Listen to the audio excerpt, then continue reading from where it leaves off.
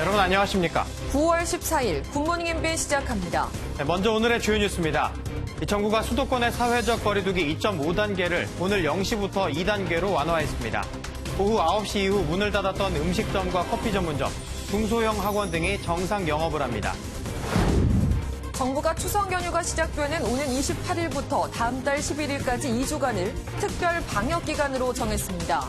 방역 당국은 연휴 기간 이동이 많을 것으로 본다며 그 이전의 거리두기 단계보다 조금 더 강화된 조치를 적용할 것이라고 말했습니다. 추미애 법무부 장관이 대정부 질문 첫날인 오늘과 마지막 날인 17일 국회에 나옵니다. 추 장관 아들의 군복무 당시 특혜 의혹을 놓고 여야의 충돌이 예상됩니다. 음주운전으로 치킨 배달을 하던 50대 가장을 숨지게 한 30대 운전자의 구속 여부가 오늘 밤 결정됩니다. 엄벌에 처해달라며 피해자의 딸이 올린 청와대 청원글은 55만 명의 동의를 얻었습니다. 편의점에서 파는 기프트 카드를 이용한 신종 보이스피싱 범죄가 기승을 부리고 있습니다. 상품권이나 다름없어 인터넷에서 현금처럼 사용할 수 있는데 특히 어르신들을 상대로 한 범죄가 늘고 있습니다. 어제 발표된 코로나19 신규 확진자는 121명으로 이 중 지역 발생이 99명이었습니다. 지역 발생 확진자가 두 자릿수를 기록한 건 한 달 만인데 정부는 고민 끝에 수도권의 사회적 거리두기 2.5단계를 2단계로 완화한다고 발표했습니다. 대신 추석 연휴를 대비해 28일부터 2주간 특별 방역 기간을 시행하기로 했습니다. 첫 소식 강영호 기자입니다.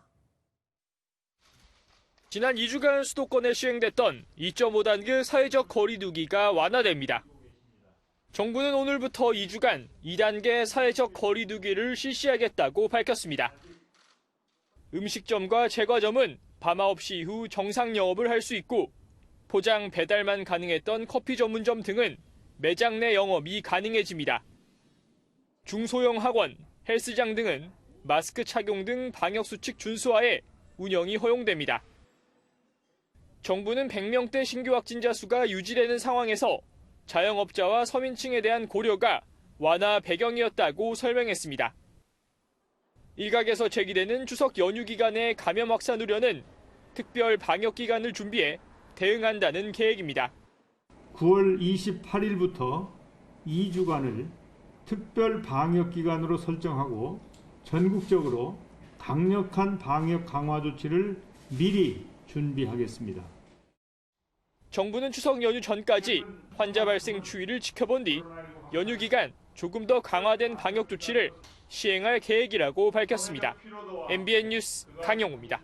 네, 오늘 0시부터 사회적 거리두기가 2단계로 완화되면서 일부 음식점들이 부랴부랴 문을 열었습니다. 자영업자들은 숨통이 트이게 됐다고 반색하면서도 혹시 모를 감염 우려를 차단하려고 안간 힘을 쓰는 모습이었습니다. 박규원 기자가 현장을 다녀왔습니다. 평소 같으면 불이 꺼져 있어야 할 음식점에 모처럼 활기가 넘쳐납니다. 직원들은 테이블을 정리하며 손님 맞을 준비가 한창입니다. 자정이 되자 발열 체크를 한 손님들이 출입 명부를 작성하고 하나둘씩 들어옵니다. 이제 2.5단계 때문에 이제 계속 마음대로 나갈 수도 없고 그랬는데 이제 오늘 12시 딱 풀린 기념으로 잠깐 친구 만나러 잠깐 나왔습니다. 강남역 인근에 번화가입니다. 자정이 넘어가면서 몇몇 음식점들은 다시 영업을 시작했습니다. 출근을 앞둔 월요일 새벽인데도 적지 않은 시민들이 주점을 찾았습니다. 고위험 시설로 분류돼 영업이 금지됐던 PC방도 18일 만에 문을 열었습니다. PC방 업주는 일단 숨통은 트이게 됐다고 반기면서 앞으로 방역에 더 신경 쓰겠다고 말합니다. 수입이 아예 0원이었잖아요. 그래서 대책 없이 이제 영업을 못하게 되니까 이제 너무너무 힘들었죠.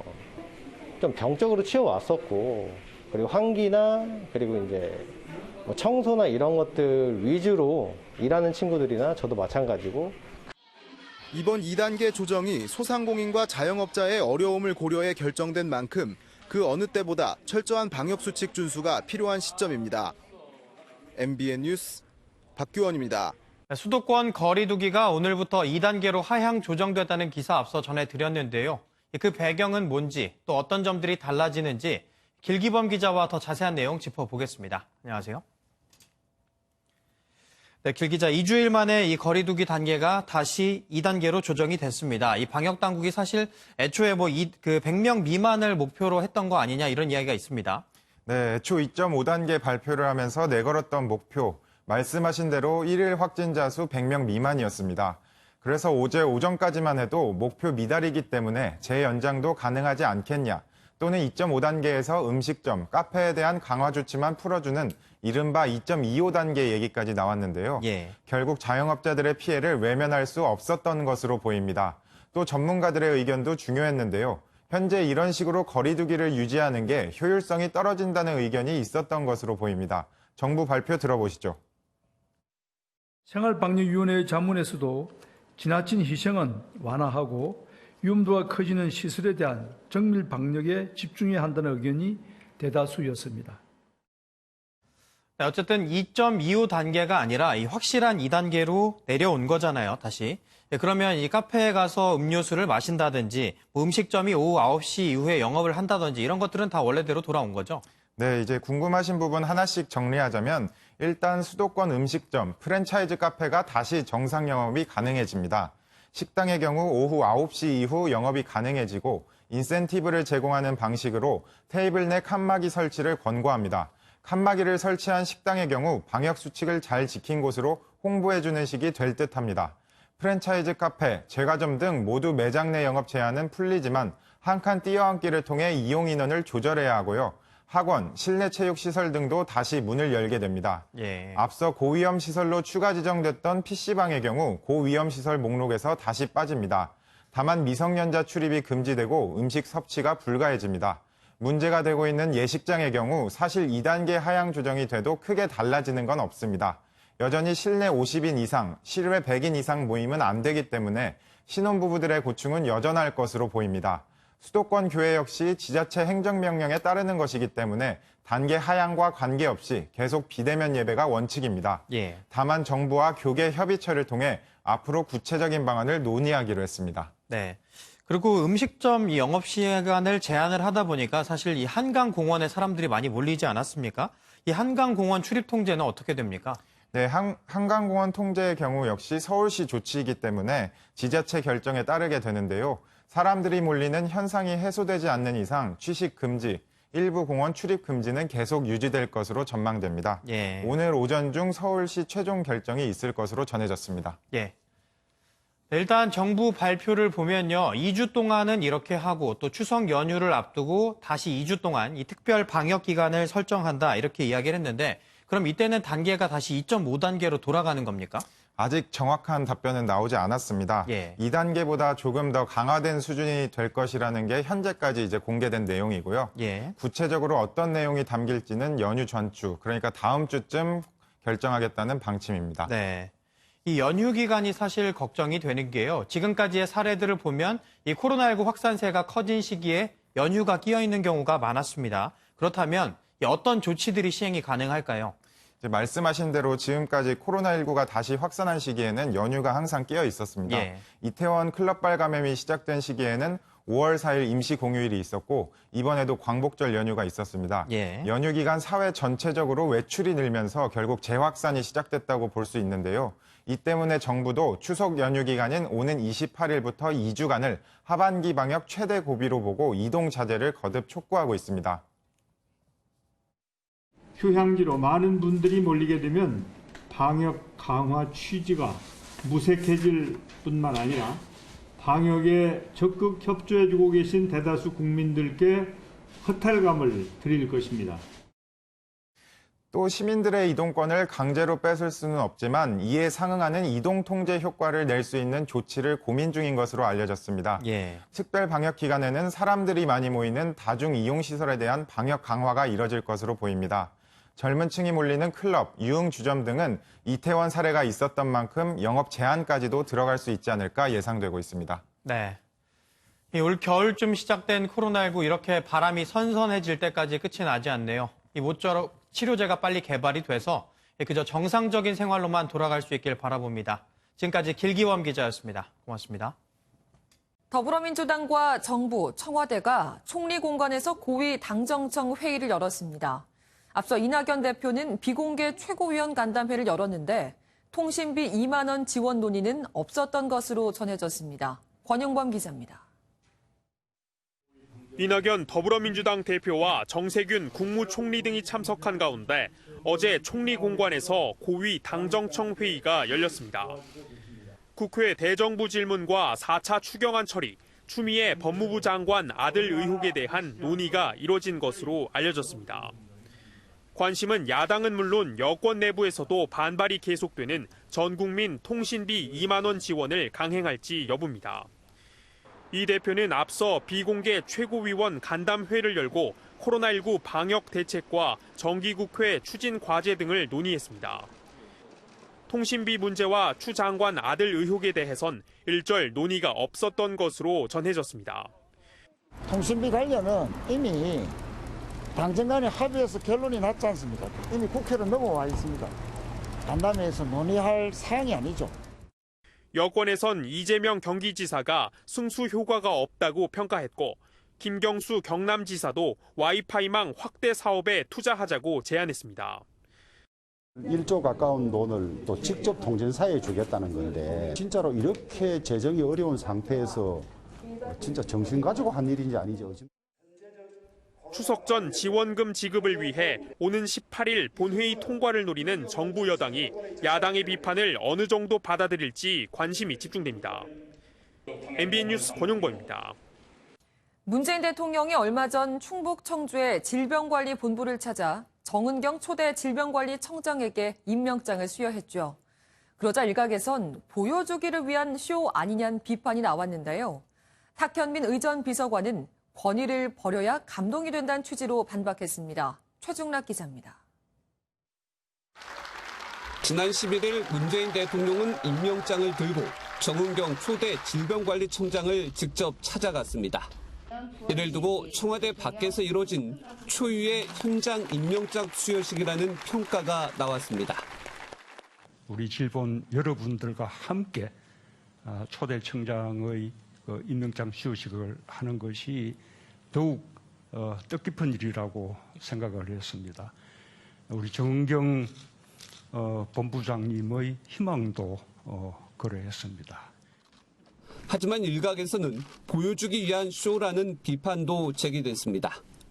그러자 행사를 기획한 탁현민 의전 비서관은 SNS에 뻔한 임명장 수여식도 조금만 생각을 바꾸고 권위를 낮출수록 권위가 더해져 감동을 준다고 밝혔습니다.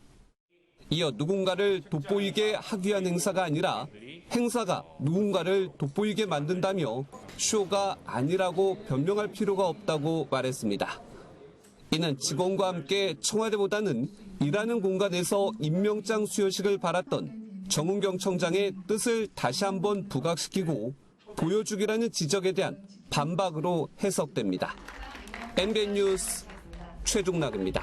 네, 음식 배달을 하던 50대 가장이 음주운전 차량에 치여 숨진 을왕리 음주운전 사고를 두고 공분이 계속해서 일고 있는데요. 오늘 이 만취 운전자의 구속 여부가 결정됩니다. 조경진 기자입니다. 중앙선 넘어 반대 차로에 멈춰선 벤츠와 쓰러져 있는 한 남성. 오빠야? 네. 크게 나온 것 같은데?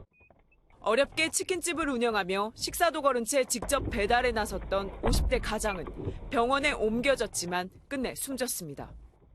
당시 벤츠 운전자의 혈중 알코올 농도는 0.08%를 크게 웃도는 면허 취소 수준으로 전해졌는데 사고 현장이 수습되지도 않은 상태에서 변호사와 통화부터 한 것으로 알려져 공분은 커졌습니다. 사고로 아버지를 여인 딸이 살인자가 법을 악용해 빠져나가지 않게 해달라며 올린 청와대 국민청원에는 55만 명이 넘게 동의한 상황. 앞서 경찰은 만취 운전자에게 윤창호법을 적용한 위험운전치사 혐의로 구속영장을 신청했고 사고 당시 차량에 같이 탄 40대는 음주운전 방조 혐의를 적용해 불구속 입건했습니다. 법원은 오늘 오후 만취 운전자에 대한 영장실질 심사를 열어 이르면 밤사이 구속 여부가 결정될 전망입니다. MBN 뉴스 조경진입니다. 네, 아베 신조 총리의 뒤를 잇게 될 일본 자민당 총재가 오늘 선출됩니다. 이 아베 오른팔로 불리는 스가 요시히데 관방장관이 유력한 만큼 향후 한일 관계에도 계속 난항이 이어질 것으로 보입니다. 이혁근 기자입니다. 일본 자민당 총재 선거는 당 소속 국회의원 394명과 우리나라 광역자치단체에 해당하는 도도부연 지부연합회 대표당원 141명이 한 표씩 행사하는 방식으로 치러집니다. 전체 535표 중 과반인 268표 이상을 얻으면 새 총재에 취임하는데 의원 내각제인 일본에선 집권 자민당 총재가 곧 총리로 선출됩니다. 기시다 후미오 정조 회장, 이시바 시게루 전 간사장 등이 도전장을 내밀었지만 당선이 가장 유력한 후보는 스가 요시히데 관방장관입니다. 최근 여론조사에서 스가 장관은 자민당 의원표만 전체의 70% 가깝게 득표해 압승할 것으로 나타났습니다. 하지만 아베의 오른팔로 불렸던 만큼 스가 장관의 당선은 한일 관계 개선엔 악재로 작용할 가능성이 큽니다. 실제로 스가 장관은 한 후보 토론회에서 아베 총리의 정상 외교를 극찬하며 외교는 아베 총리와 상담하면서 가겠다고 밝혔습니다. 역사 쟁점이 그대로 남아있고 청구권 협정 같은 것은 원래대로 일본 정부의 입장을 강조하는 그 편이라서 한일 관계 급격한 개선이 있기는 매우 기대하기 어렵다라고. 새로 선출되는 자민당 총재는 모레 일본 중의원에서 신임 총리로 지명됩니다. MBN 뉴스 이혁근입니다. 미국에서 순찰차에 타고 있던 경찰 2명이 괴한이 쏜 총에 여러 발을 맞고 중태에 빠졌습니다. 트럼프 대통령은 총격범을 짐승으로 지칭하며 경찰들이 숨진다면 이 살인자를 사형에 처해야 한다고 목소리를 높였습니다. 장명훈 기자입니다. 미국 로스앤젤레스의 한 거리입니다. 행인 한 명이 주차된 경찰차에 다가오더니 총을 꺼내 여러 발을 쏘기 시작합니다. 범행부터 도주까지 걸린 시간은 10초 남짓. 로스앤젤레스 도심 한복판에서 근무 중인 경관 2명이 괴한으로부터 기습 총격을 받은 건 현지 시간 13일 밤입니다. They are both critically injured, multiple gunshot wounds. They are currently being treated for at the hospital. 경찰은 피해 경관의 진술을 토대로 흑인 남성을 용의선상에 놓고 뒤를 쫓고 있습니다. 트럼프 대통령은 총격범을 강하게 매질해야 할 짐승이라고 맹비난하면서 경관들이 숨진다면 사형을 적용해야 한다고 주장했습니다. 한편 경찰의 폭력을 반대해오던 단체가 병원 앞에서 시위를 벌이고 경관이 죽길 바란다고 말까지 해 논란이 되고 있습니다. 경찰은 시위대를 강제로 해산하는 과정에서 지역 라디오 방송 기자 등 2명을 체포했습니다. MBN 뉴스 장명훈입니다. 누군가 내 뒤를 계속 쫓아온다고 생각하면 좀 무서운데요. 남극 탐험대의 뒤를 쫓던 누군가, 과연 용건이 뭐였을까요? 하얀 설원이 펼쳐진 이곳은 남극입니다. 탐험가들이 발자국을 남기며 어디론가 이동 중인데요. 그 뒤를 황제 펭귄 한 마리가 쫓아오고 있습니다. 뱃썰매를 타며 부지런히 발을 놀려 따라오는데 기니 할 말이라도 있는 걸까요? 같이 가자는 듯 한참 울음소리를 내며 펭귄이 따라갔지만 아쉽게도 탐험대는 야생동물과 상호작용을 하면 안 된다는 규칙이 있다네요. 단순하지만 효과가 좋기로 소문난 걷기 운동. 많은 분이 알고 있지만 실천하긴 쉽지 않은데요. 무려 지구를 한 바퀴 돌면서 효과를 몸소 체험한 분이 있다고 합니다. 88세의 이 할아버지는 일과 중 꼭 빼먹지 않는 게 하나 있는데요. 바로 걷기 운동입니다. 32년 전 건강 악화로 병원을 찾았는데 의사가 알려준 방법이 매일 3마일, 약 5km를 걷는 거였다고 합니다. 그래서 약 30년간 비가 오나 눈이 오나 걸었는데 여태 걸은 거리가 약 4만 킬로미터, 지구를 한 바퀴 돈 셈이라고요. 건강까지 되찾은 할아버지는 이 활동으로 기금을 마련해서 지역 자연 보호에도 힘쓰고 싶으시다네요. 코미디부터 드라마, 스릴러까지 어떤 연기도 가리지 않고 거뜬히 소화해내는 4살 소녀가 있습니다. 하지만 목표는 영화 배우가 아니라 다른 데 있다고 하네요. 미국 코네티컷주에는 연기에 대한 열정이 남다른 4살 소녀가 있습니다. 영화 샤이닝 속 잭 니콜슨의 섬뜩한 눈빛 연기를 따라해보기도 하고요. 누구나 알 법한 나 홀로 집에와 포레스트 검프의 명장면을 똑같이 연기해냅니다. 집에만 있는 요즘 PD인 아빠와 영화를 패러디하기 시작한 건데요. 더 나아가 이 영상들로 벌써 12,000달러, 우리 돈 1,400만 원이 넘는 자선기금까지 모았다고 합니다. 깜찍한 연기력은 물론 예쁜 마음씨에 2번 놀라게 되네요. 새로운 한 주의 시작 월요일 아침입니다. 오늘도 높아져가는 가을 하늘을 느낄 수 있겠습니다. 아침 기온은 대부분 20도를 밑돌면서 선선하게 출발하고 있고요. 한낮에는 서울 25도, 대전 27도, 대구는 28도까지 올라 일교차가 크게 벌어지겠습니다. 한편 오후에는 전남과 제주에서 비가 오겠습니다. 전남 남부에서는 5에서 20mm, 제주에서는 10에서 50mm의 비가 예상되고요. 경기 북부, 영서 북부에서는 낮 동안 빗방울이 산발적으로 떨어질 수 있겠습니다. 위성 영상입니다. 지금 보이진 않지만 내륙 곳곳에서는 짙은 안개가 끼어 있습니다. 가시거리가 200m 이하로 좁혀져 있는 곳이 있어 조심하셔야겠습니다. 오늘 전국에 가끔 구름 많은 날씨가 예상됩니다. 공기는 깨끗하겠고 자외선 지수는 높겠습니다. 전남과 제주에서는 아침까지 빗방울이 떨어지겠고 오후에는 비가 내리겠습니다. 현재 기온 살펴보겠습니다. 서울 17.7도, 대전 17도, 강릉은 15.3도로 출발하고 있습니다. 한낮에는 서울 25도, 청주와 대전 27도, 대구와 강릉 26도까지 올라 일교차가 크겠습니다. 수요일에는 전북과 경북을 제외한 전국 곳곳에서 비가 내릴 것으로 보입니다. 날씨였습니다.